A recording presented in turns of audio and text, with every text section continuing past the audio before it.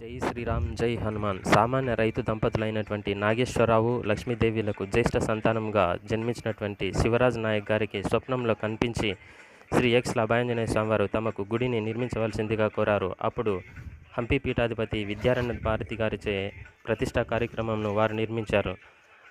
కుల మతాలకు అతీతంగా ఆనాటి నుంచి ప్రతి భక్తుని కోరికను స్వామివారు నెరవేరుస్తూ వారు కొంగును బంగారం చేస్తున్నారు. మీరు చూస్తున్నటువంటి వీడియో స్వామివారి గర్భగుడి నిర్మాణంకు సంబంధించినది.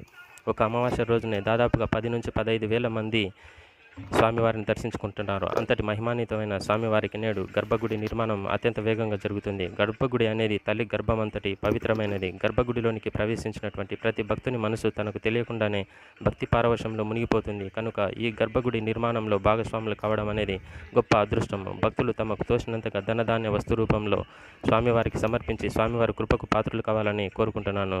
ఇట్లు ఆలయ కమిటీ మెంబర్స్. మీరు సంప్రదించవలసిన నంబరు 8885777773. జై హనుమాన్, జై శ్రీరామ్.